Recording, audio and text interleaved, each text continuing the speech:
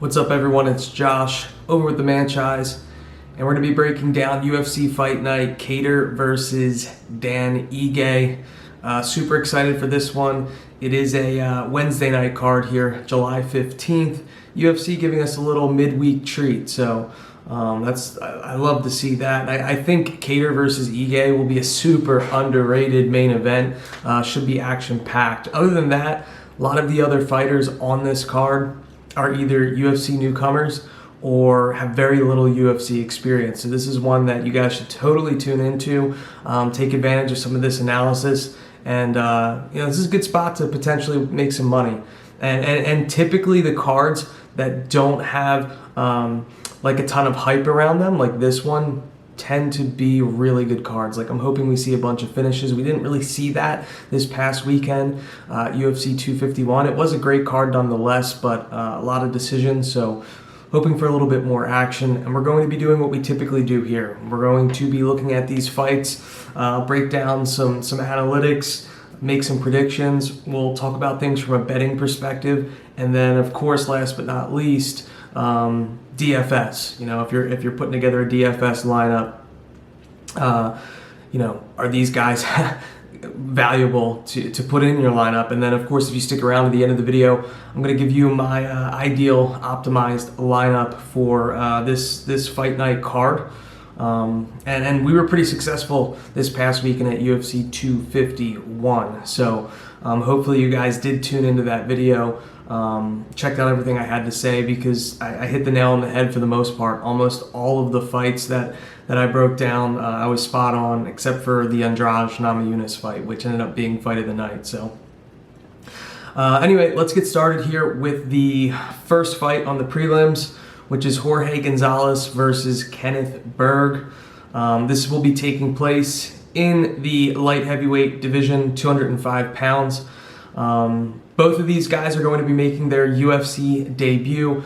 Now, Kenneth Berg did fight on the Ultimate Fighter, I believe, and I think he also fought in the Contender Series. So he's got a little bit of octagon experience. Kenneth Berg is 8-0.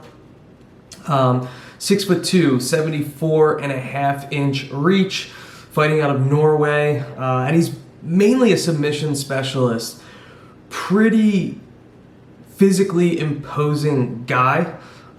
He is 31 years old, so 8 professional fights at 31 years old is, he's relatively newer to the sport.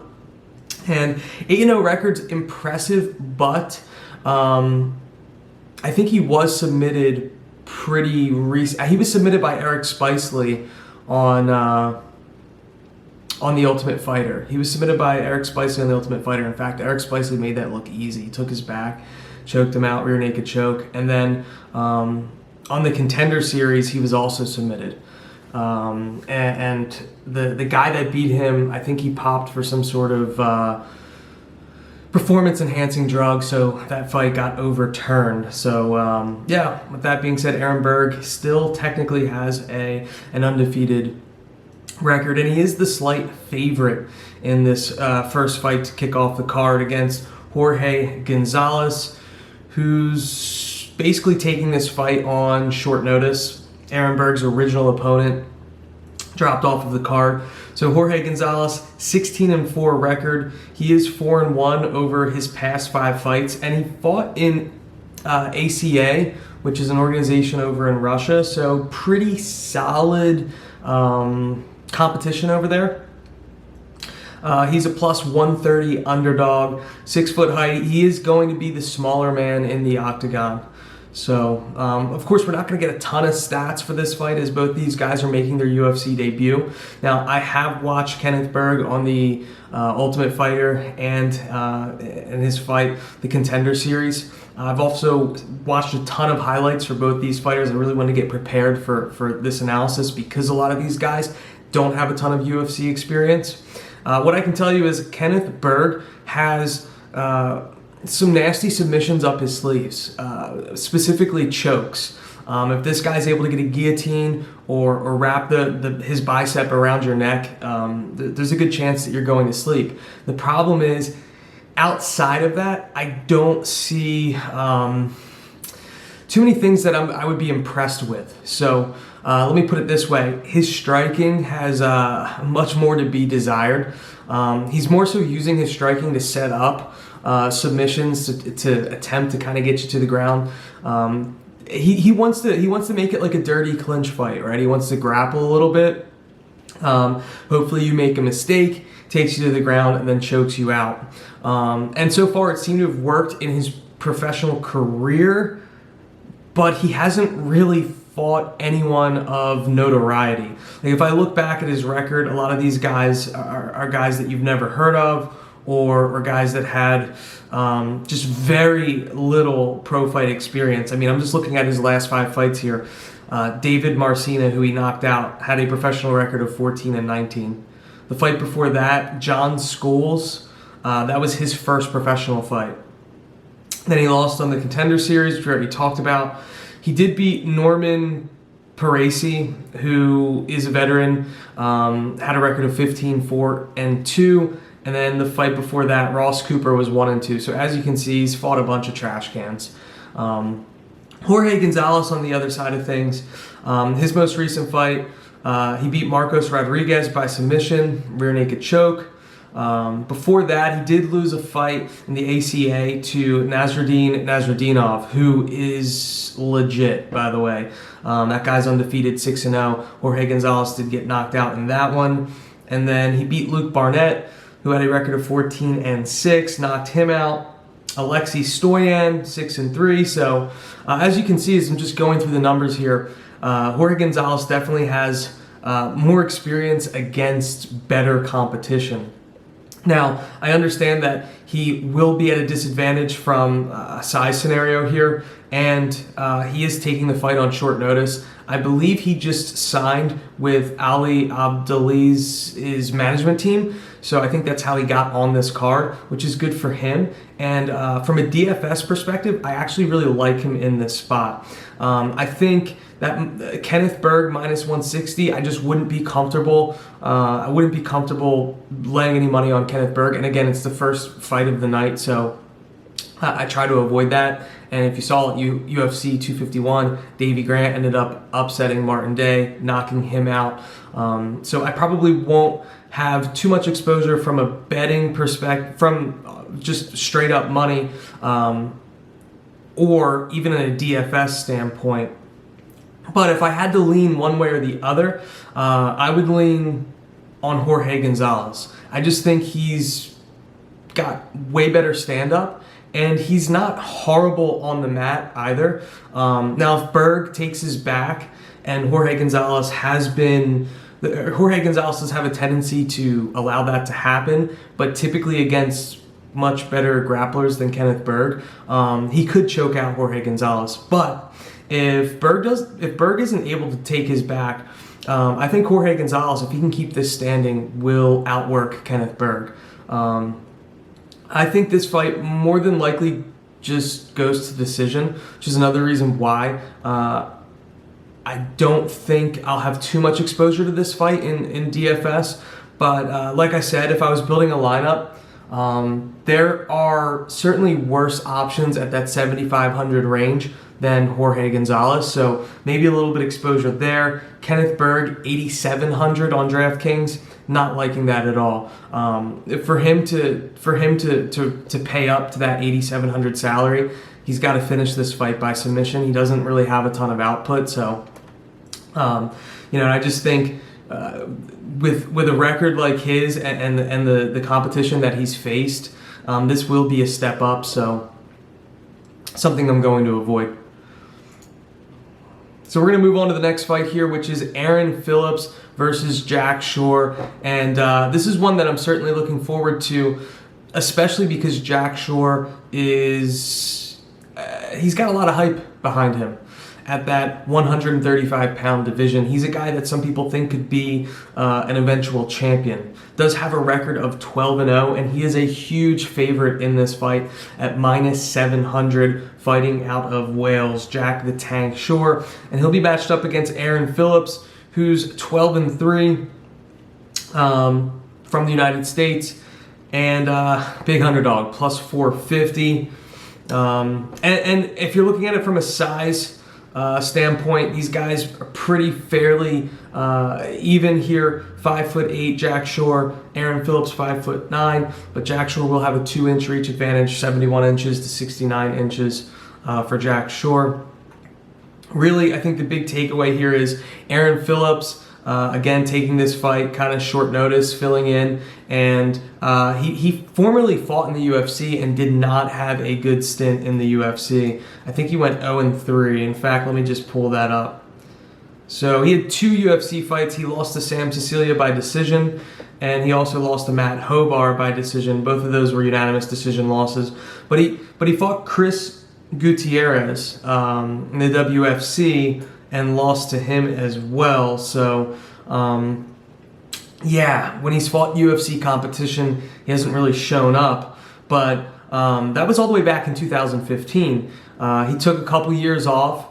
And since he's come back in 2018 in the WFC, he has been on a nice little winning streak here. 1, 2, 3, 4, 5 wins in a row. Now, these aren't really noticeable names. And if you look at the records of these guys, they're not that strong. Andy Brossett, 2-1. Jeremy Rogers, 0-1. Anthony Redditch, 6-7. Devontae Sewell, 7-2. And Ariston Franca, 10-5. So, yeah, I mean, take that with a grain of salt. He's had a little bit, at least more success. And he's on this nice win streak, but hasn't fought the toughest competition. On the flip side, Jack Shore, of course, as I mentioned, undefeated. And this will be his second fight in the UFC. He won his first fight back in, it's almost been a year, in August of 2019 against Noeline Hernandez. Won that fight by rear naked choke in the 3rd round. But he pretty much dominated that fight the entire time from a grappling standpoint. Was really able to take down Hernandez at will, and it was just a matter of time before he choked him out. Before that, he had a successful run with Cage Warriors, and more of the same, either ground and pound or submissions, taking people's back, rear naked chokes. He's looked just really impressive so far, which is why there's a lot of hype behind him. Not a ton of money to be made on this fight when you're looking at odds that are that large, but Jack Shore is someone that I think you can comfortably parlay. I don't see him losing to Aaron Phillips at all. I think, minus 700, you probably don't want to put up $700 just to win $100. Just seems to be risky, but like I said, someone that you can comfortably parlay. So there's a couple fighters that, maybe even Calvin Kattar, which we'll talk about later, that you could parlay with Jack Shore. Or if you're looking to absolutely bet this fight, Jack Shore finishing Aaron Phillips by submission, those odds are decent. So maybe that's where you can make a little bit of money. From a DFS perspective, I really like Jack Shore. He is the priciest fighter on the card with the $9,400 salary, but I think he's probably the safest fighter that you could have. I don't see him losing to Aaron Phillips here, and I think that there is a likely chance of Jack Shore submitting Aaron Phillips. So very similar to my analysis this past weekend with Amanda Ribas. I talked about how, very small chance that she would lose to Paige Van Zandt, and I had a feeling that she would sub her in round 1, and that's exactly what happened. Have the same feeling here with Jack Shore against Aaron Phillips. So definitely get Jack Shore in lineups. I think he's probably and if you really look, this is a tough card with some of the price points here. He's a guy that I'd be willing to pay up for in almost every lineup that I'm going to make, just because some of the other guys at that price point, I don't see the same scoring potential, which we'll talk about later. All right, so we're going to move on to the next fight here, and I am just dying to talk about this one. Liana Jojua versus Diana Belbitsa. Hopefully I didn't butcher those names. And both of these females do have UFC experience. They're both coming off of a loss in their UFC debuts. And this fight's going to be taking place in the 125-pound division. Let's just take a look at some raw stats here. Liana Jojua, fighting out of Georgia, not Georgia the state, Georgia the country. She's European, 7-3 record. 5'4", 62-inch reach. She's fighting Diana Belbita out of Romania, 13-5 record, 5'7", 68.5-inch reach. Diana Belbita is the slight favorite at -165, making Liana Jojua a +135 underdog. And I was being sarcastic when I said that I wanted to really talk about this fight because this is a fight that I am just not looking forward to at all. I think these two females here, and again, they've each only had one UFC fight, so I don't really, I hate to jump to a conclusion, but I watched both of those fights. These girls may be the two worst fighters in the UFC. I mean, they are, Liana Jojua is just, her first fight in the UFC, she just looked terrible. She just had maybe some of the worst takedown defense I've ever seen. So this is a good fight that we can get some statistics on because both of these girls have UFC experience. So let me just look at some of the numbers here. Diana Belbita, 6.53 significant strikes landed per minute. Not bad, but I don't really know if I would consider those strikes to be significant. She doesn't throw with any power, and her striking accuracy is not very good either, 38%. Strikes absorbed per minute, 7.53, so she's getting touched up more than she's landing. And again, that's just from one fight. That one fight was against Molly McCann, who's also on this card that we're going to talk about, but Molly McCann basically had her way with her. She did get a takedown in that fight, but she was also taken down a couple times by Molly McCann, so 64% takedown defense. Liana Jojua, on the other hand, 1.53 significant strikes landed per minute, striking accuracy 42%, strikes absorbed 3.54. She did get a few takedowns, takedown average 2.41, but 0% takedown defense, and that's the concerning thing here. In Jojua's first fight in the UFC against Sarah Morris, she was taken down at will, and Sarah Morris is not an elite fighter. She's an average fighter. In fact, she might be below average. I'm going to pull up her record right now.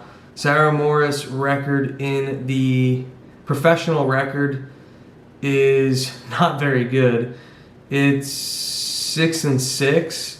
So yeah, 500 fighter that dominated Liana Jojua. So yeah, I don't know how this fight got made. I wouldn't be surprised if neither of these women ever had the opportunity to grace the UFC octagon again, unless one of them significantly improved. And for that reason, this is just a fight that I would stay away from. From a betting perspective, I mean, Belbita at -165, she's just going to be the physically stronger and more dominant opponent in the octagon. So I think she's going to win the fight, but nothing would surprise me in this fight because it's such a wild card because neither of these girls are very skilled. But if I had to bet one way or the other, it would be Diana Belbita. And kind of really the same thing that I would be thinking from a DFS perspective. This is a fight that I would want to avoid. I don't see a ton of output, and I don't see a chance for a finish here at all. Probably the least likely fight to go to a finish. So it's most likely to end in decision, in my opinion. And the price points here aren't great either in DFS. Belbita coming in at an 8,600 salary. Average, she scored 54 points in a loss in her first UFC fight, so that's not terrible. You think if she can have the same output, fight at the same pace, and win, you're talking 80-something points, which isn't that bad for that price point, but I don't know. I don't see it.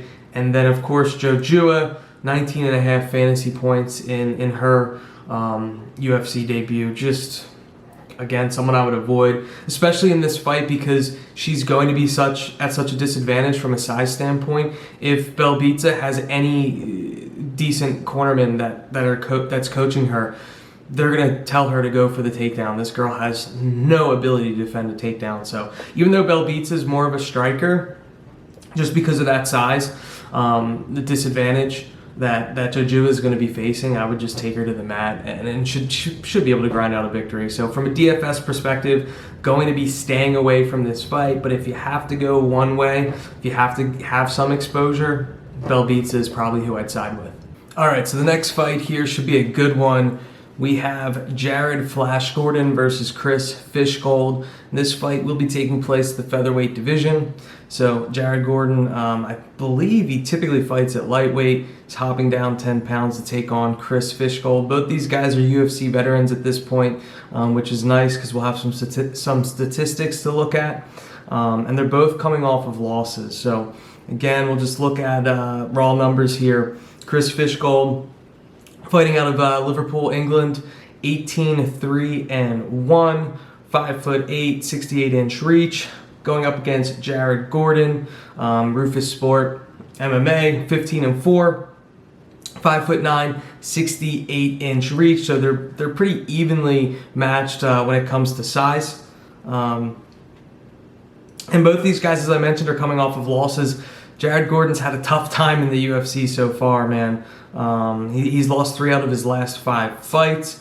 Let's just take a look at some of those losses. The most recently was about 6 months ago to Charles Oliveira, who's been just a complete monster as of late. So tough draw for Gordon. He was knocked out in that fight. And he started off looking pretty solid in that one, by the way, which is promising. Has a decision victory over Dan Morit. He lost to Joaquim Silva, got knocked out in that one as well. And he also got knocked out to Diego Fajeda. So, man, tough. He does have a decision win over Hakran Diaz, but that was almost 3 years ago. Chris Fishgold, who has had, I believe, 3 fights in the UFC so far, was tapped out by Makwada Murakami, who, as you saw this past weekend, just has really slick jiu-jitsu. His fight before that, he was able to sub Daniel Tamer. We talked about the Tamer brothers in the last analysis as well. Those guys are really good kickboxers, not great mixed martial artists. So, yeah, you get Tamer on the ground, you're going to have a pretty significant jiu-jitsu advantage, and Chris Fishgold took advantage of that. And then Chris Fishgold made his UFC debut against Calvin Kattar, who's headlining this card, and he was knocked out. Obviously, super tough draw there.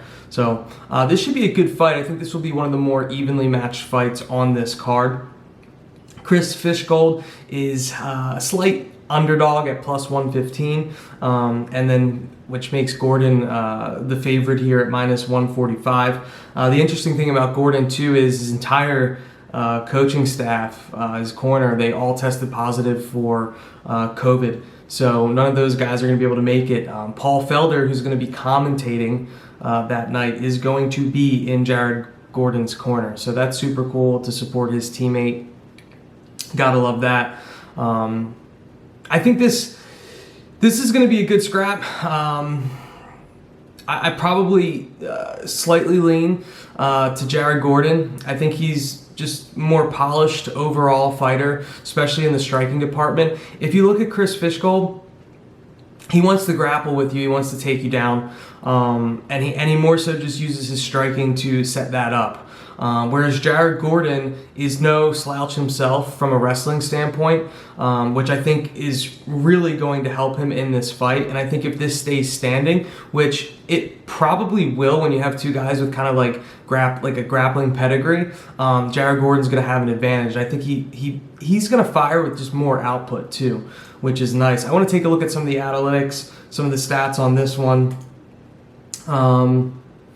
So Jared Gordon, 6.26 significant strikes landed per minute, which is a great number. That's a high clip. And a 54% striking accuracy, so that's really nice. Like I said, he's just had some really tough draws in the UFC so far. I think he's a pretty solid fighter. He's a little bit chinny, but against Fishgold, that shouldn't be a big problem. I don't think Fishgold has like crazy knockout power. Strikes absorbed 3.9, so it's pretty high. Looking at Fishgold's striking stats, 2.53 strikes landed per minute, so definitely a significant difference there. And as I mentioned, Chris Fishgold isn't the greatest striker, and his striking accuracy, 31%, is just not good at all. So if this stays standing, Gordon should really have an edge here. Strikes absorbed per minute for Fishgold, 2.53. So pretty much dead even there. And then we look at the grappling. Both these guys are strong. Gordon averaging 3 takedowns per 15. Chris Fishgold 4.5, so that's really solid. Takedown accuracy, Fishgold 50%, pretty decent number. Gordon 39%.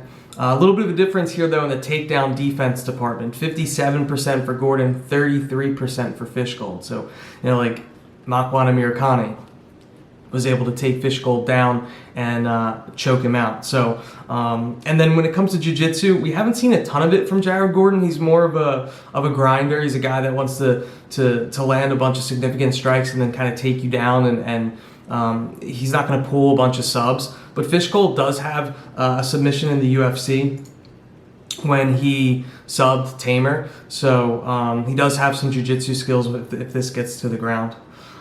This is one where I'd be comfortable putting a little bit of money on Jared Gordon, minus 145. That's solid. And this is another one that I think is going to go the distance. So, you could probably take the overs in this one. It's going to be over 2.5. So you'll get decent odds. So from a betting perspective, I've definitely leaned Gordon. And then from a DFS perspective, really the same thing.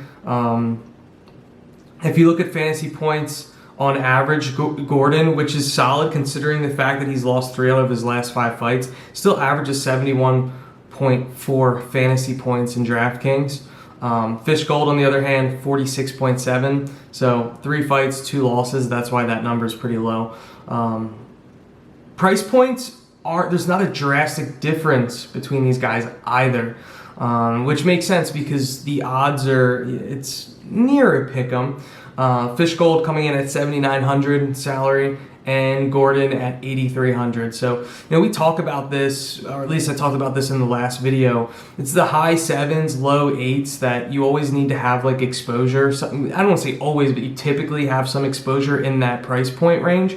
And those tend to be really close fights or guys that don't have a ton of finishing potential, which is what I think we're seeing here.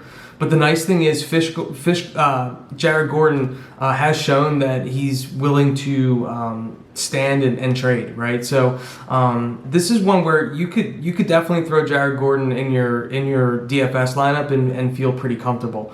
There's definitely worse options around that price point, that $8,000 price point. So like Tyler Santos, which we'll talk about. I mean, I just pay up an extra $300 for Jared Gordon. Same thing with Fishgold. Like, Fishgold's at 7,900. Unless you really think that he's going to be able to sub Gordon, I just don't see Fishgold having a ton of ownership because you could just throw a couple $100 more and you'd be able to afford Jared Gordon. Now, neither of these guys are in my ideal lineup just because, like I said, I don't see a ton of finishing potential there. I think Gordon grinds out a win. He might be able to put up like 80, 90 points because he is kind of a high volume striker, which is nice. But there's definitely some other fights on this card that we're going to pinpoint. So yeah, definitely stay tuned. So with that being said, we are going to move on to our next fight on the prelims here. Modestas Bukauskas. I think that's his name. He's Lithuanian. May have butchered it. Versus Andrius Michailidis. Or Michailidis. Again, tough names with this Abu Dhabi card. So this fight's taking place at the light heavyweight division, 205 pounds. And this is going to be another short notice one, as Michailidis is taking on this fight with like a week or so heads up here. So let's just look at some of the raw numbers here. Bukauskas, 10-2 professional record. He is 6'3". I don't have a reach statistic here. Michailidis is 12-3, 6 foot tall, 75-inch reach. And comes in with a record of 12-3, fighting out of Greece. And as I had mentioned, Bukauskas is fighting out of Lithuania. I've watched both of these guys. More so Bukauskas, just because he fought in Cage Warriors, so it's easier to get good footage there. And he's fought like legitimate competition in Cage Warriors, and he's been super successful there with a record of 10-2. He's on a nice little win streak, a couple subs, and then mostly KOs and TKOs. This guy, if he hits you, he's really unorthodox in his striking. It's weird. It doesn't look polished at all. But when he lands, he connects, man. And he's pretty big light heavyweight at 6'3", and he's solid. He's built really solid. Watched a few fights for Michailidis, and I was surprised. This guy does have legit kickboxing skills. Like, he definitely had some really nice spinning techniques. He fought Marcel Fortuna, who's a quality opponent, and knocked him out. Hit him with a spinning head kick, like behind the ear, put him down, got on top, just finished him with strikes. So, and that was over at Titan FC. That was probably his most impressive fight. And that happened about a year ago. 6 months ago, he fought Ari Marcel Santos. I have no idea who that guy is. For Global Legion FC, again, a promotion I've never heard of. His opponent was 41-37, the Brazilian Santos. So, I mean, a ton of professional fighting experience, but a near 500 record. So, I tried to get footage on that fight, really couldn't find anything. So, from a betting perspective, Bukauskas is minus 230 favorite, so pretty significant favorite here. And then Michailidis is plus 180 underdog.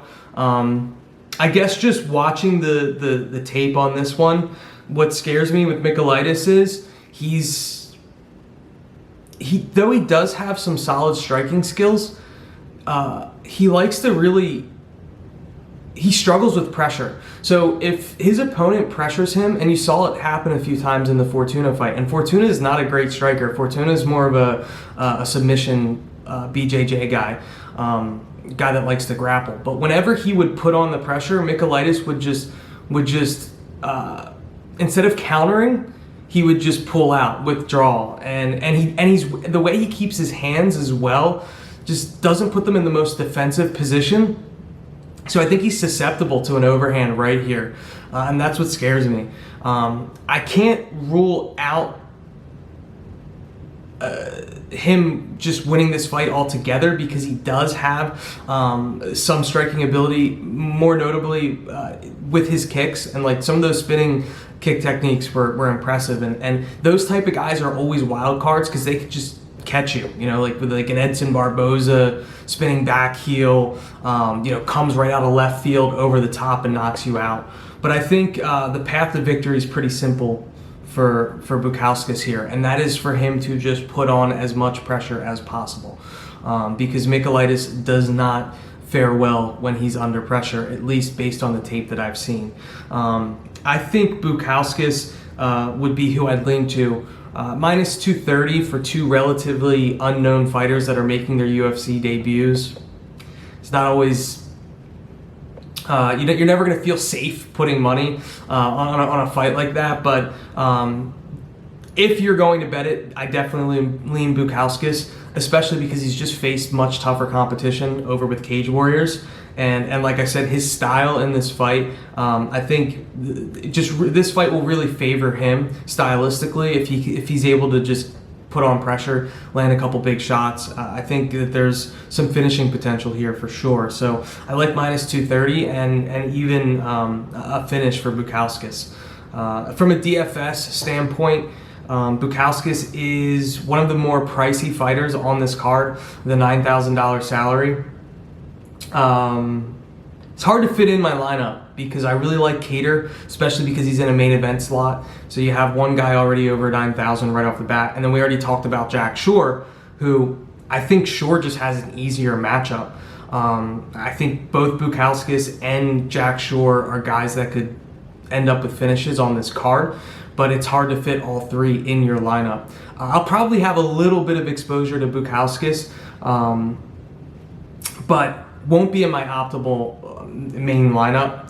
On the flip side, Michailidis, 7,200 is the third or fourth cheapest fighter. There's some other guys in that price point that I would prefer over him. Just scares me because I don't know a ton of his competition and how good the fighters that he was fighting really were.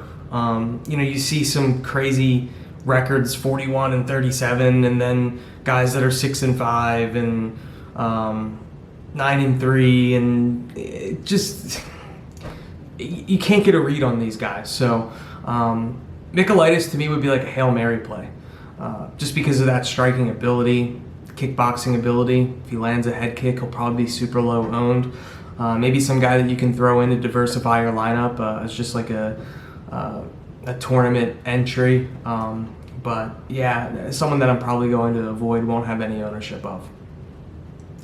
All right, so moving on to the next fight, which this one I am super looking forward to.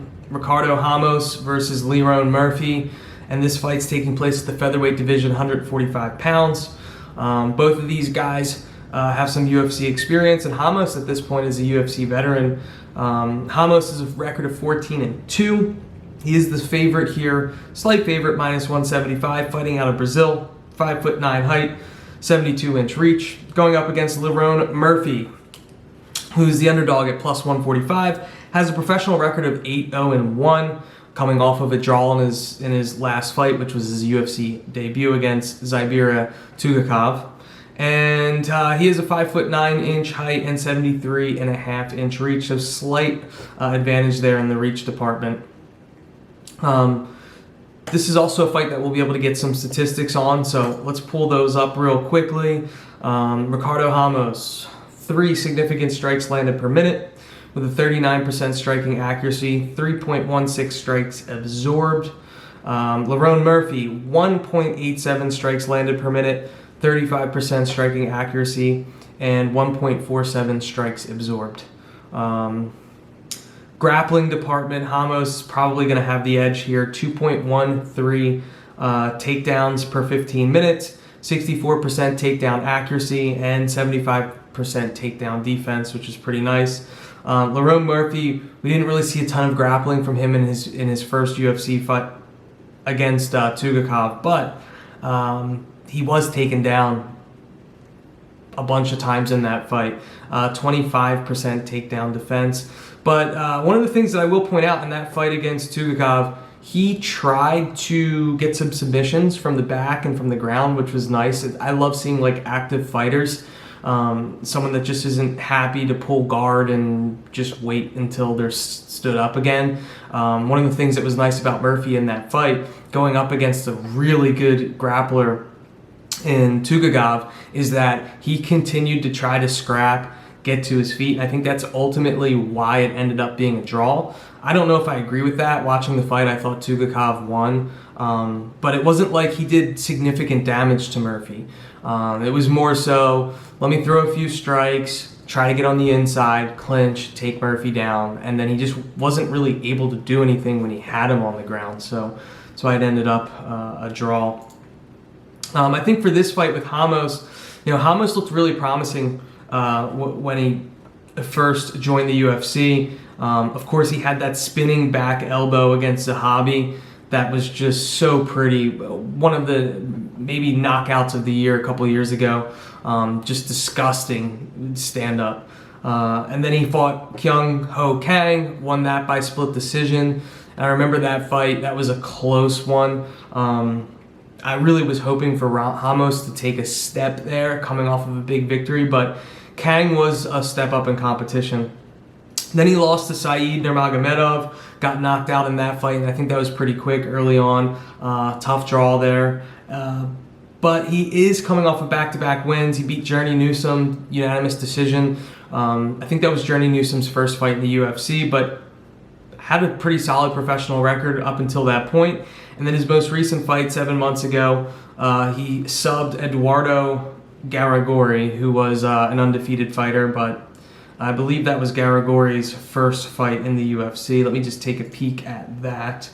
Garagori. No, he did have one UFC fight before that, so second fight in the UFC. He beat Humberto Bandenay. All right, so Lerone Murphy, Ricardo Ramos. I really like Lerone Murphy in this fight. I think he's probably one of the most live dogs. I think Vegas is caught up here with the experience that Ramos has in the UFC, and then I think they're taking too much. They're putting too much stock in Murphy's first performance. And I've watched Murphy's performances before he was in the UFC, where he wasn't fighting like elite level grapplers like Tugakov is, and he looked really impressive in those fights. But I think Murphy's, he has a little bit of a size advantage. I think in this fight he will definitely be able to keep it standing.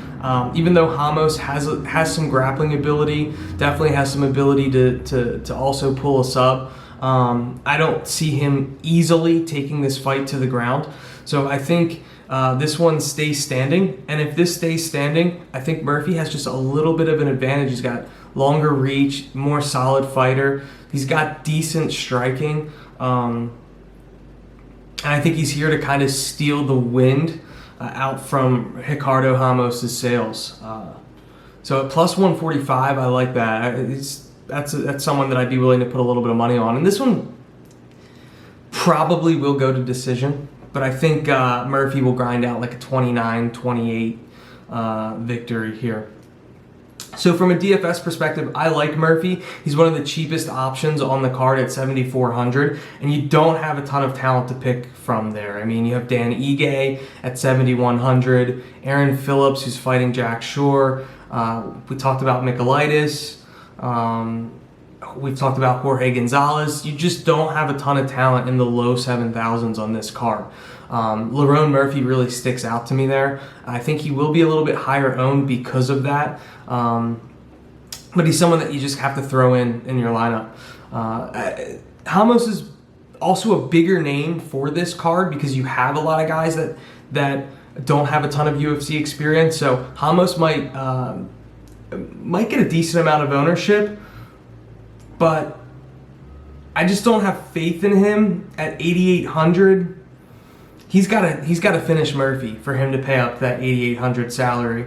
And we just haven't seen too much of that from Ramos outside of that KO that he had a few years ago against Zahabi, and I know he did have a rear naked choke submission in his last fight against Garagori. But if you're not getting a finish from Ramos in this fight, he's not going to reach that price point, that 8,800 salary, and I'd much rather have Bukauskas or Kattar. So I don't think I'll have a ton of Ramos ownership in this one, but probably a bunch of Lerone Murphy. All right, moving on to the next fight here, John Phillips versus Khamzat Chimaev.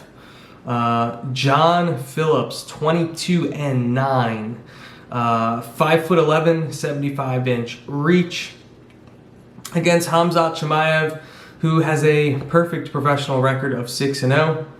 And Chimaev fought for Brave, where he was super successful. I mean, I'm just looking at some of his past fights here, and I was able, which was nice, to go on YouTube and watch a bunch of highlights and some of his previous fights. And this guy looks super impressive, especially from a grappling standpoint. He just has a bunch of submissions, knockouts, submissions on his record, 6-0, obviously on a 6-fight win streak here.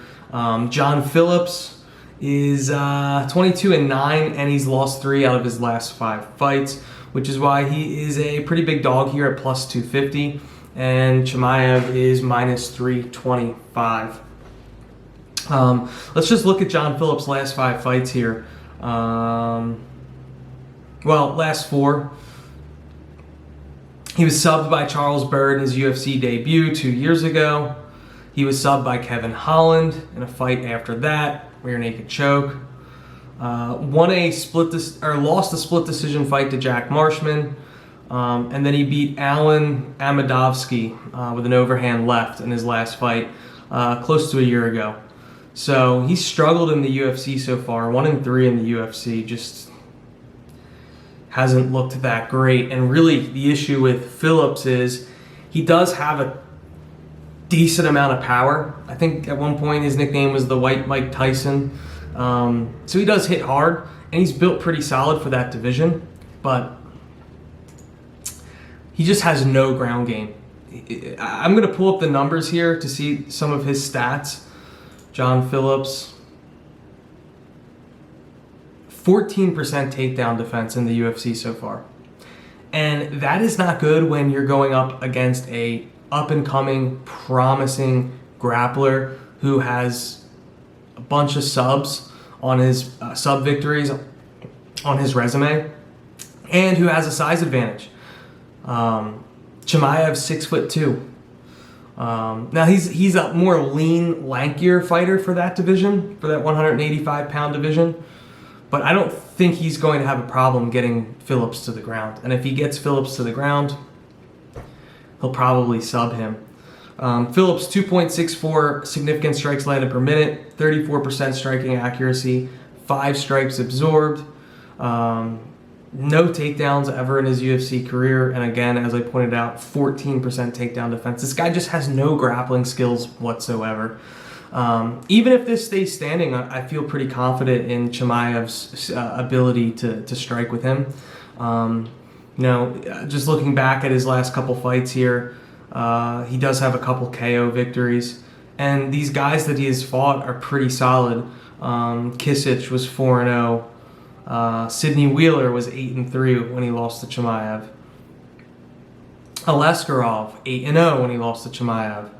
And then this guy's name I'm just going to completely butcher. I'm not even going to attempt it. But Chimaev's last fight, which is about 9 months ago, that guy was 4-0 as well, and he subbed him. So just been pretty good in a solid organization with Brave. And from what I understand, the guys over at All Stars Training Camp have really talked him up and said that he's a Chechen fighter, even though he fights out of Sweden.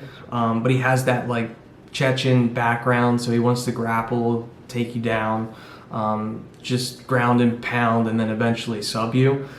People have said that this guy is so impressive, and that means a lot coming out of the gym that he's fighting from. So I just think he has a huge advantage here. Minus 325, I'd be comfortable putting some coin on Chimaev. So as you can probably assume, I really like Chimaev in DFS as well. Chimaev's at 8,900. I think this is where you have to kind of figure out your strategy, who you're going to pay for in that $9,000 salary range. Is it going to be Calvin Kattar, Chimaev, or Bukauskas, or kind of a mixture of a couple of those guys? I love Chimaev in this because I just think that there's a ton of finishing potential. If he can get Phillips to the ground, which he shouldn't have a problem doing, then he should be able to sub Phillips or just ground and pound him. So that's right. Chimaev will be in probably my main lineup, and we'll talk about that towards the end. On the flip side, John Phillips is one of the cheaper fighters here at 7,300. We talked about it. You're probably going to have a guy in that range. That Ige, Murphy, Phillips, Michaelitis, Jorge Gonzalez range. Pick your poison there. There's not a ton of talent there. Now it's the UFC. There's always upsets. Chimaev's first fight in the octagon. But I like Jorge Gonzalez more there. I like Murphy more there. Even Dan Ige, I would rather have in my lineup over John Phillips. I just don't see a ton of potential for John Phillips to score a bunch of points here. Averaging 39 fantasy points in 4 UFC fights. Not very good. But he did have that knockout his last fight, 103 fantasy points. So that's what you're hoping for here. You're hoping for Hail Mary knockout against a UFC newcomer in Chimaev. I don't see it. All right, so now we're moving on to the main card, and it starts off with a banger here with Abdul Razak Al Hassan versus Munir Laziz. These guys will be fighting in the welterweight division, which of course is 170 pounds. And man, this is tough. This is going to be a good one. And if you guys don't know who these fighters are, just go on YouTube, look them up. Al Hassan is just vicious. He throws vicious hooks, can finish anybody at any point. And Munir Laziz is just making his UFC debut. I had the chance to watch a bunch of his fights. And this guy's got legit kickboxing skills, man. Really does. And he has the ability to knock out anybody at any point as well. Two really solid welterweights here. So let's go over some of the numbers here. Al Hassan, 10-1, fighting out of Ghana. 5'10", 72-inch reach. He is 34 years old. He's about to be 35 years old, which that's pretty surprising to me because he is relatively new to the UFC. He's only been around for, I think, 3.5 years or so. Hasn't been the most active fighter. And then Munir Laziz, fighting out of Tunisia, 9-1. He's also 6'2". Reach is going to be pretty similar though, but he should have a little bit of a height advantage there. Look at the betting odds. Al Hassan is -335. Laziz is +255. So Al Hassan is a pretty big favorite in this fight. I just want to take a peek at Al Hassan's last 5 fights. I know he's been pretty successful in the UFC so far. Knocked out Charlie Ward in his first UFC bout. He did lose to split decision to Amari Akhmedov. Really gassed out in that fight. He knocked out Sabah Hamasi twice. They had a rematch. Knocked him out both times in the first round. And then he knocked out Nico Price in about 43 seconds. That was his most recent fight at UFC 228, and that was an impressive bout. Just slept Nico Price in under a minute. Munir Laziz, this is his first fight in the UFC, so he's a UFC newcomer, but he's coming off of 2 finishes. Let's see here. He fought Arbor Marathi, beat him with a combination of knees and punches within 1 minute the first round. And then he fought Sasha Palatnikov, beat him in the first round too, finished him with strikes. So he only has 1 loss on his record here, and he's fought decent competition because he's fought for Brave.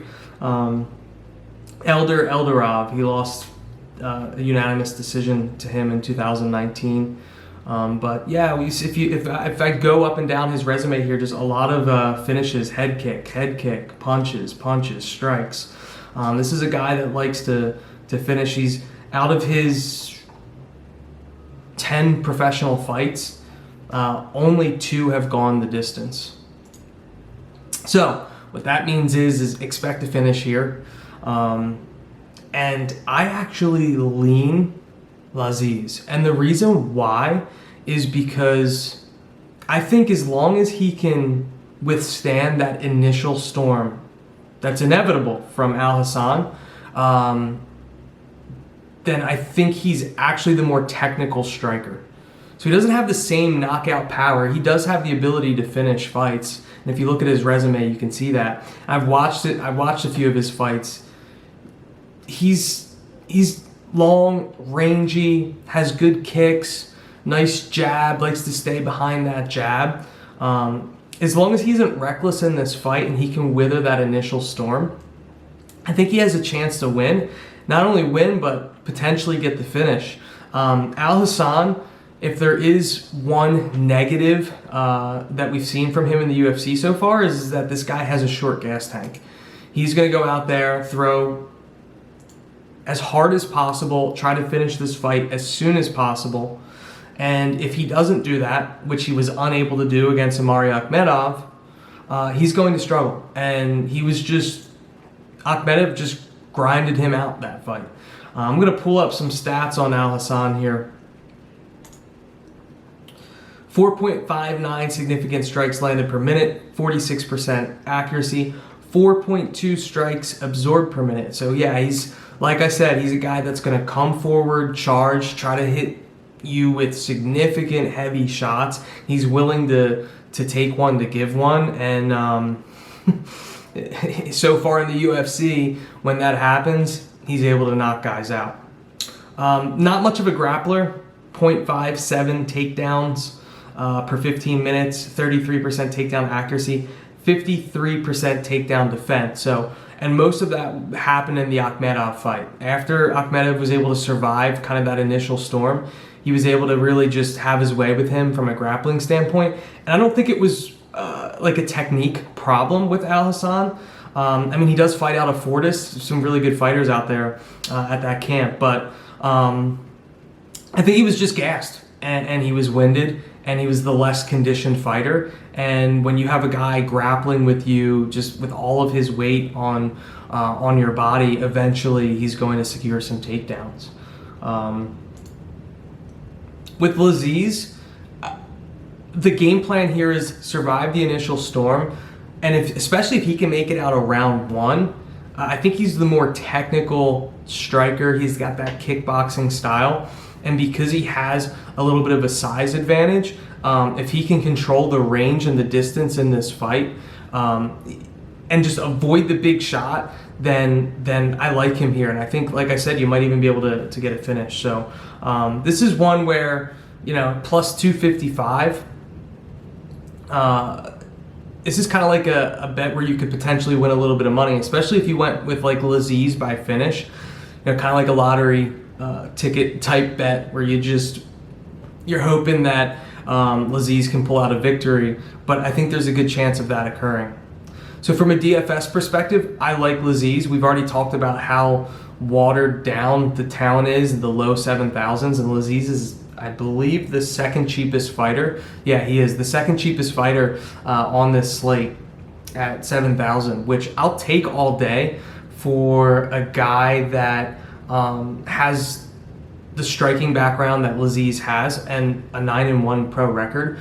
The $7,000 salary, though, doesn't really shock me, because if you look at Al Hassan's track record, he's able to finish people early in fights, and if that happens here, that could be a little bit of a card killer. If you have Laziz, let's say he does get knocked out in the first minute of the fight, obviously he's not going to have the potential to put up a ton of points there. But like I said, if he survives that, if he wins this fight in any capacity, he pays up for that $7,000 salary. And if he finishes Al Hassan, then you have a good chance to win some tournaments, because he's going to be low owned. This is a fight, though, that I could see getting exposure to on both sides, because it's kind of like the Volkan fight versus Prochazka last week, where I expect one of these guys to get a finish, and if that occurs, you want to have some involvement, you want to have some exposure in that fight. You want to be on one side versus the other. So I think I'll have a little bit of Laziz and Al Hassan. Just like last week, I had Volkan and Prochazka in certain lineups kind of interchangeably. Probably do the same thing with these two guys in this fight. All right, moving on to the next fight on the main card here, Molly McCann versus Taila Santos. And this fight is taking place in the 125-pound flyweight division. Two females here. Molly McCann is 10-2. She is 5'4", 62-inch reach, and she will be fighting Taila Santos out of Brazil. 15-1 record, which you would think was really impressive. 5'6", 68-inch reach. So this just tells you all that you need to know about this one. Taila Santos is 15-1 and has a size advantage, and it's still a pick'em fight. It's near dead even. I think both fighters are minus 115. And we're going to talk about why, right? Because this is what you need to know about Taila Santos. She's had one UFC fight. She lost by a split decision to Mara Romero Barella, who stinks, by the way, is not UFC level talent. And then that was her only loss. Every fight that she's had before she was in the UFC, she won. But if you just go down the list of the females that she's fought and look at their records, it's pathetic. She has fought a bunch of trash cans, let's be honest. Josie Ann Nunez was 1-0. Kessany Mara, 0-1. Nascimento, 0-1. Rachel Cummins, 2-1. Marta Souza, 1-3. Daniela Cristina, 0-1. Juliana Martins, 0-0. Anna Paula, 0-0. Welen Tainara, 0-1. I mean, you just go down the list. She has had 2 fights in her 16-fight professional career with girls that have had more than 3 or 4 professional fights as her opponent. And the one was on Dana White's Contender Series. And then the other happened in the UFC, which of course took place in February of 2019, so it's been a while.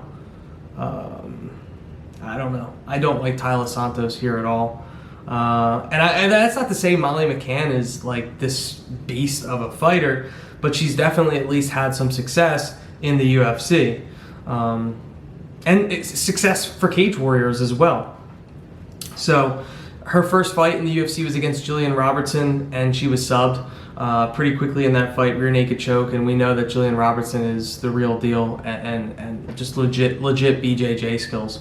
But since that fight, she's been on a 3-fight win streak. She hasn't fought the most impressive competition. Priscilla Cachoeira, she beat her by decision unanimously. She beat Ariane Lipski, that was by unanimous decision as well. And then her most recent fight, again, another unanimous decision. Diana Belbita, who we've already talked about, who's also on this card, who's pretty terrible. So those 3 fights aren't too impressive. But the nice thing about Molly Meatball McCann is she's a girl that she goes hard in the paint, right? Like, she's going to put out a ton of output. 6.49 significant strikes landed per minute, does absorb close to 5. 49% striking accuracy, 2.59 takedowns per 15 minute, only 40% takedown defense. And she will throw submission attempts in here and there. I think the victory, there's a couple paths to victory for Molly McCann in this fight against Santos. And one of them is if she can take Santos down, because Santos does have a slight size advantage, especially though in reach. But if she can get on the inside of Santos and take her down, I think she'll be able to dominate from up top and unleash some hellish ground and pound, which is what we're looking for. We're looking for a ton of significant strikes from a DFS perspective. Taila Santos, 4.23 significant strikes landed per minute, 49% striking accuracy, 2.53 strikes absorbed per minute, and she does average a takedown per 15 and 75% takedown defense, which is pretty good, but again, that's just one UFC fight against horrible competition. I think McCann is going to be a bump up in competition for Santos, and that is why I really love Molly McCann from a betting perspective. You're saying that this is a pick'em fight, and the only advantage that I can give to Santos is just pure size. Like, I don't see a striking advantage. I don't see a BJJ advantage. I don't see a grappling advantage. I think they're pretty even. They're even fighters. It's not like McCann is a significantly better striker, but she's just fought legitimate competition between the UFC and Cage Warriors, and Taila Santos hasn't.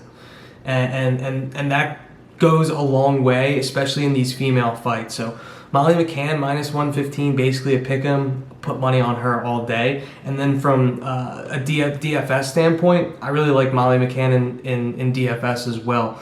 If you look, Molly McCann's in that low 8 range, 82,000. So we talked about, other fighters that are there, like Jared Gordon, and then coming up Jimmy Rivera as well. But I think McCann has probably the easiest opponent of those fights. Like Fishgold could still pull a sub.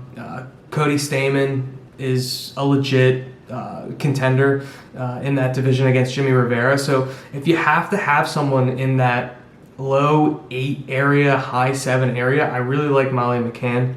And she averages 84 fantasy points in 4 UFC fights, which is pretty good. And again, in that first UFC fight, she was subbed pretty much instantly and didn't put up any numbers. So let me just pull up some DFS numbers here. 127 fantasy points against Belbita.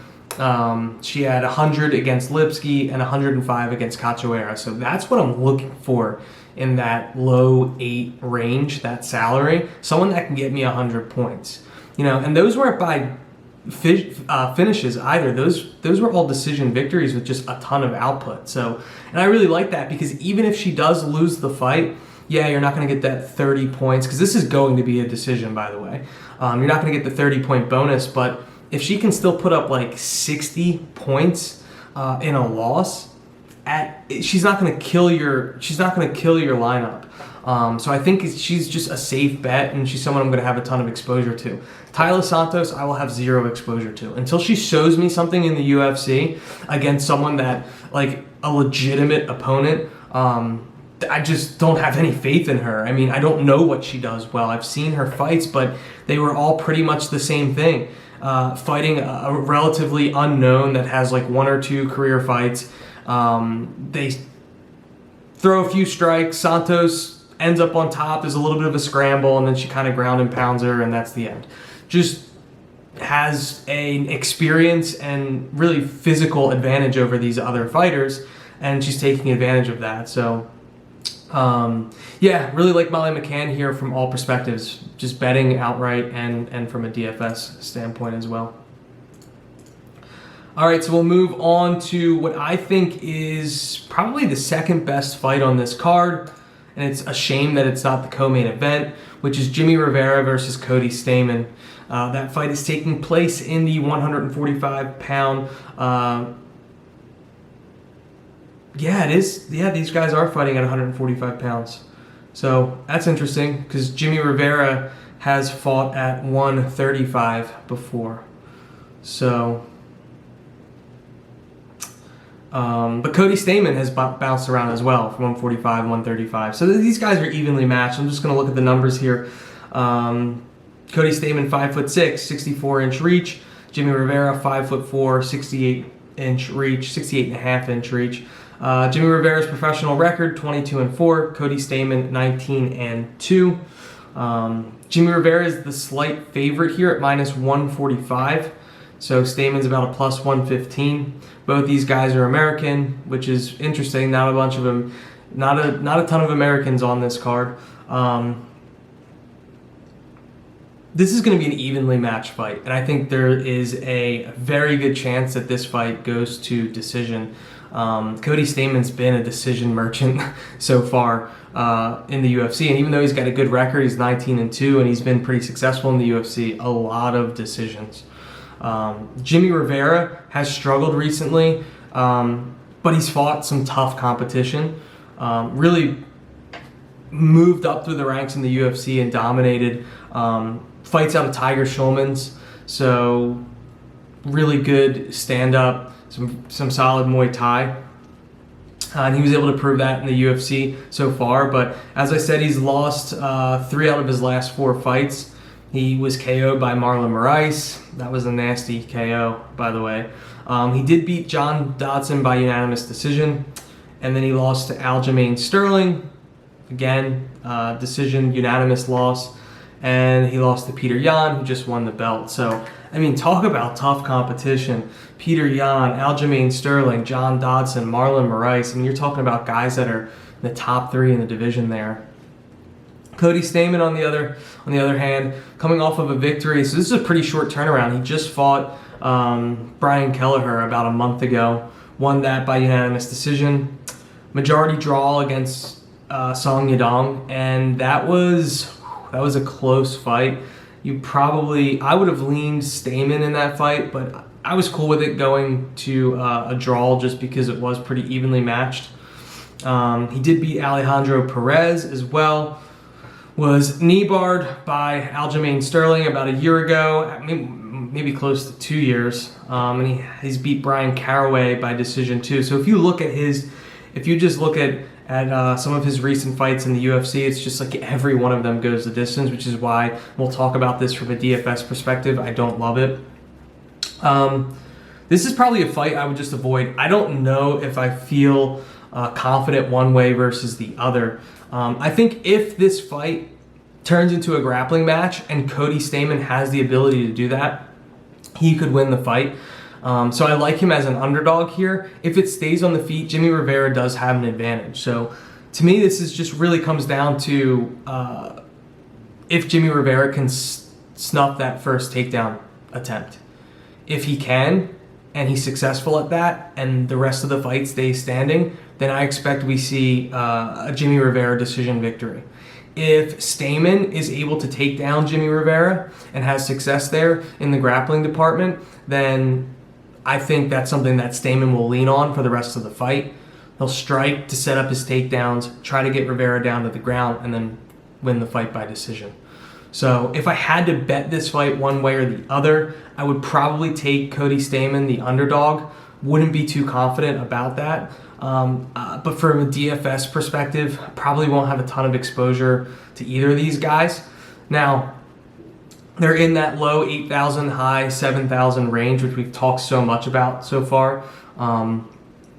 And Jimmy Rivera's 8,400 salary, averages 57.5 fantasy points, but he's had some tough losses recently where it's really skewed those numbers. And then Cody Stamann, 7,800, but he averages 75 fantasy points. Cody Stamann's someone that I'll probably have a little bit of exposure to. He just doesn't have a ton of upside because I don't see him finishing the fight. And if he doesn't finish the fight, then you're looking at somewhere around 70, 80, 60, depending on the output points, which is not a ton. It's not horrible for someone that's price point is 7,800, but if you pay up a little bit more for Molly McCann, there's potential there for a finish. There's a potential there for a significant greater amount of volume. So it just really comes down to weighing out your lineup and where you think you're going to get some points from. And like I said, I'll probably have a little bit of exposure to Stamann, but not a ton. Probably no exposure to Jimmy Rivera.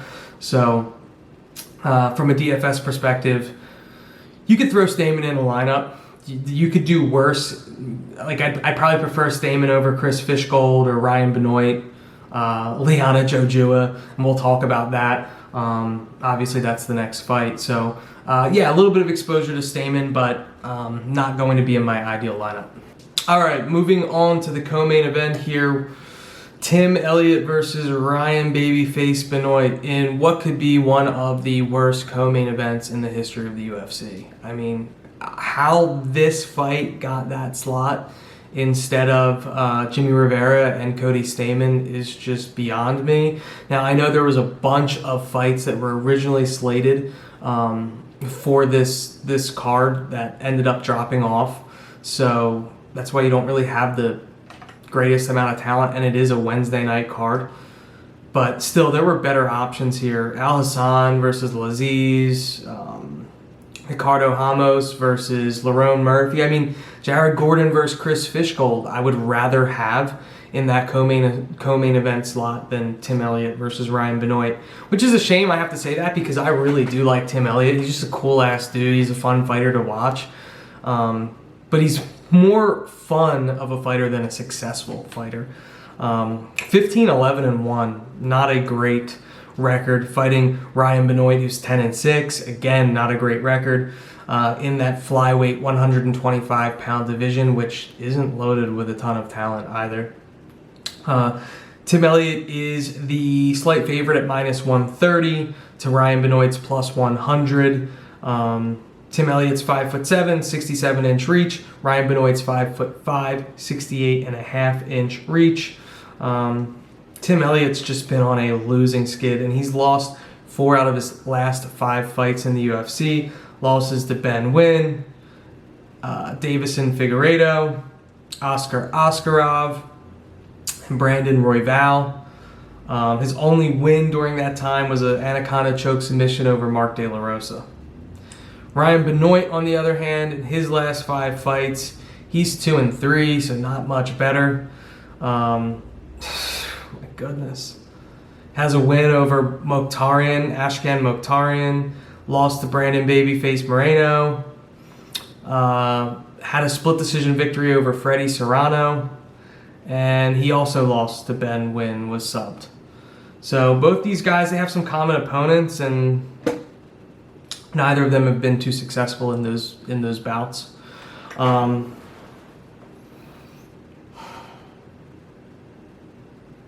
I can't give you great analysis in this one. It's difficult.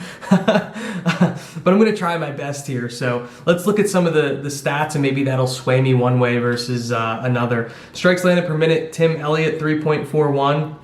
Striking accuracy 46%, and strikes absorbed per minute 2.53. It does have 4.31 takedowns on average per 15 minutes, 55% takedown accuracy, 58% takedown defense, and 1.2 submissions every 15 minutes.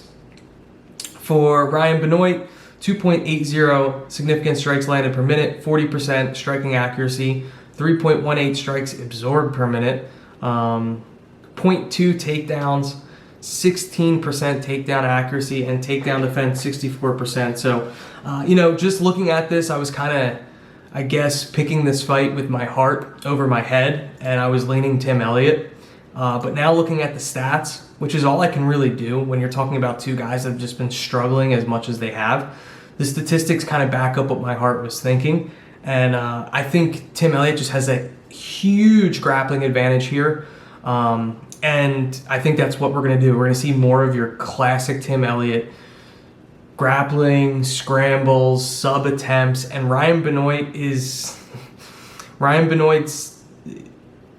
he's just not an elite level grappler. He's not elite at anything. He's okay, average fighter. This is just going to be a sloppy fight. Let me just call it how it is. It's going to be a sloppy fight, and I think Tim Elliott probably grapples with Benoit for 3 rounds and squeaks out a victory, either 30-27 or 29-28. Minus 130, slight favorite.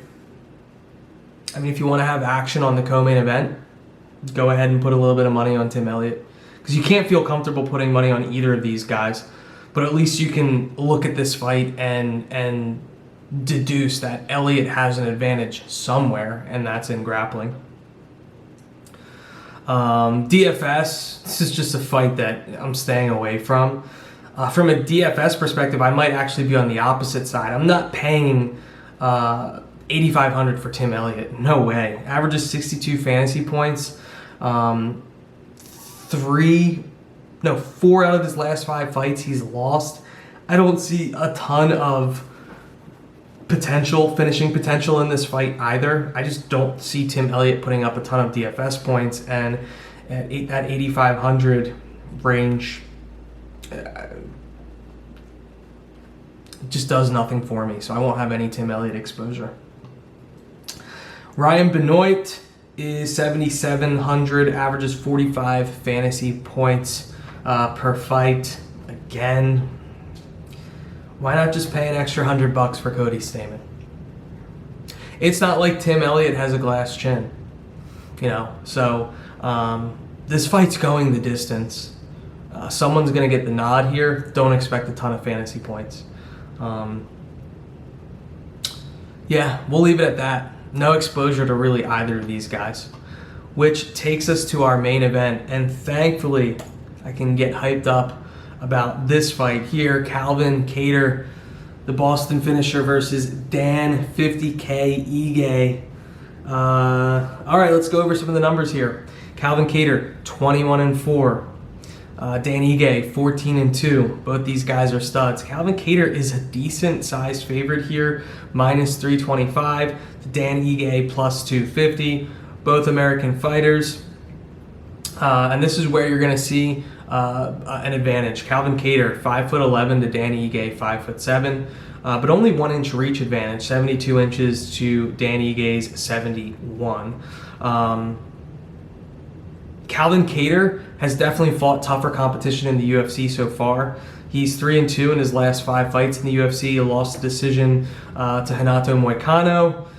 He KO'd Chris Fishgold, KO'd Ricardo Lamas. He did lose by decision to Zabit Magomed Shapirov, but Magomed Sharapov, or I can't pronounce it, is a stud. Will probably end up being a belt holder at some point. And that was a good, close back and forth fight. And then, of course, most recently, 2 months ago, Kattar KO'd Jeremy Stevens in an impressive victory. On the flip side, Dan Ige is 5-0 in his last 5 UFC fights. Beat Jordan Griffin, unanimous decision. Danny Henry, rear naked choked him. So more of the same for Danny Henry, as we saw this past weekend. He was subbed by Amir Khani. Decision unanimous victory to Kevin Aguilar. He also beat Mirsad Bektic. Now that was a closer fight. He won by split decision. And then his last fight, again, another split decision victory to Edson Barboza, which was insane and what I think was a robbery. Barboza won that fight. Like, I've watched it back multiple times. Barboza won that fight. I mean, Ige held his own in the fight. It's not like he was completely outclassed, but he just didn't really do any damage to Barboza. And when Barboza landed, it just seemed like his strikes were a little bit more significant. So we'll go over some of the stats here in this fight between Kattar and Ige. Kattar averaging 5.29 significant strikes per minute with a 41% accuracy, but he does absorb 6.46 strikes per minute. On the flip side, Ige, 4.12 strikes landed per minute, 48% striking accuracy, and a 3.13 strikes absorbed per minute.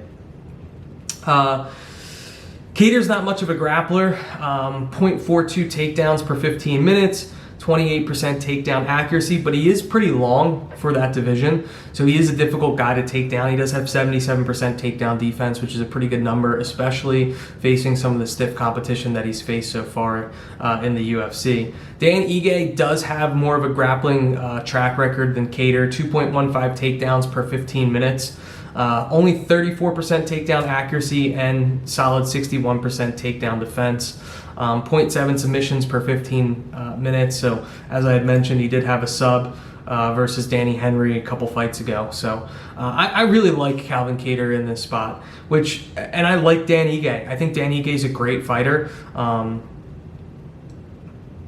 But Calvin Kattar's boxing is just so slick. It's so good, and he's going to have a significant height advantage in this one. And I just expect Kattar to control the distance and control this fight when it's standing. And I guess, on the flip side, the guys that are out there that are really rooting for Dan Ige, they could argue, well, you could have said the same thing about Barboza when Barboza fought Ige, and you're correct. Barboza is a better striker, but the difference is Barboza doesn't, or hasn't, as of recent, fought with the same volume and output that a guy like Calvin Kattar does. Calvin Kattar is going to stay behind that jab all night, and really, I think if Ige wants a chance of winning this fight, his best chance is to grapple and get this fight to the ground. But I don't think Ige is going to do that because Calvin Kattar is a tough guy to get down to the ground. Is Ige going to expend a bunch of energy to try to get Calvin Kattar to the ground, and then if he doesn't succeed and he fails, he's going to be behind on those scorecards? So I think his best opportunity to win the fight would be to get it to the ground, but I don't think he's going to attempt to get it to the ground. I think he's going to go in and try to counter punch and counter strike Calvin Kattar, and that's not a good idea. Now, Ige is a tough fighter. So far in the UFC, he's shown that he's got a pretty solid chin. So I don't know, I'm not going to just assume Calvin Kattar goes out there and absolutely dismantles Ige and finishes him. It wouldn't surprise me if Kattar got a finish. I don't think it would happen early. I think it would happen later in the fight. But this is a 5-round fight, so I really like it from a DFS standpoint. If you're just betting straight up, it's tough betting Calvin Kattar minus 325 against the fighter who's on a significant win streak and is 14-2. But that just shows you how Vegas views this fight. They also view it as Calvin Kattar having a pretty significant advantage here. So I would feel pretty confident and safe betting on Calvin Kattar. For Dan Ige, plus 250. I mean, there's worse underdogs out there that you could put your money on. I just don't see, this one's probably going to go the distance too. Like if you're going to bet Dan Ige, then you probably should bet the overs as well. So let's look at it from a DFS perspective. We talked a little bit about it earlier. Calvin Kattar, 9,100 salary, and he averages 80.6 fantasy points per fight, which is pretty good considering the fact that he hasn't had a ton of main event slots yet. So, and this is a 5-round fight, so there's some potential here for him to put up a bunch of points. And I'm just looking here when he KO'd Fishgold, 112 points. KO'd Lamas, 111 points. When he KO'd Jeremy Stevens, 106 points. So even in his loss to Magomed Sharapov, he still had 40 points, and he was a pretty significant dog in that fight. So I really like Kattar from a DFS perspective. I guess the only blemish on his record so far was his loss to Renato Moicano, and he only landed like 40 significant strikes and lost that fight. But other than that, he's been in that 70, 80. Actually more than that, it's like 80 to 100 fantasy points per fight range, which is exactly what you're looking for a guy at 9,100 salary in a 5-round fight. Dan Ige, if you don't think that Kattar is or has the ability to finish this fight, then Ige is someone that you can throw in your lineup on DraftKings because he's only 7,100. So even if he loses the fight, if he puts up 100 significant strikes in 5 rounds, which is a decent amount. It's not easy, but if he puts up close to 100 significant strikes and scores 50 points, you could do worse for that price point because you're looking at Aaron Phillips, who's going to get subbed by Jack Shore. You're looking at Michailidis, who that's a gamble. You just don't know much about him. He's a dark horse. John Phillips versus Chimaev. I already talked about how much I like Chimaev. So those low 7,000s, you don't have a ton of value there. Dan Ige is going to give you value. I might have a couple cards where I stack Kattar and Ige just because I do think it will go the distance. But for the most part, I'll probably have Kattar in a majority of my lineup. So now that we've gone through this card front to back, some predictions, analysis, and also on how I feel about things from a DFS perspective, I'm going to give you my ideal lineup. Now, my ideal lineup last week didn't cash in tournaments, which is a shame because it was pretty successful outside of Andrade. And Max got robbed, by the way. But Max still put up some points, and I did have a stack there, so it didn't really make a difference. But I still had a pretty good week last week and cashed in a couple tournaments, which is nice. Was in the green. That's what it comes down to. I was in the green. Didn't win a ton of money, but I didn't lose any money either. So we're back to the drawing board here Wednesday night. My ideal lineup, Calvin Kattar at 9,100. Jack Shore at 9,400. Hamzat Chimaev at 8,900. Molly McCann at 8,200. Lerone Murphy at 7,400. And then Munir Laziz at 7,000. So that's my lineup. And hey, man, I'm praying that Laziz doesn't get finished early. Because if he doesn't, the rest of this lineup is looking pretty juicy. I think with really probably 4 shoo-ins with Kattar, Shore, Chimaev, and McCann. And even the Murphy-Hamos fight, I expect to probably go the distance. So even though I'm leaning Murphy there, if he takes an L, he should put up some points. So as long as Laziz doesn't get finished early there, I'm really liking that lineup. And I'll have a couple lineups, as I always do. Got to diversify things, and I don't want to put all of my money behind Laziz when he's fighting a crazy power striker in Al Hassan. But so that would be my ideal lineup. And check out the Manchise. Next UFC card, we'll be doing another breakdown, and let's keep the hot streak rolling.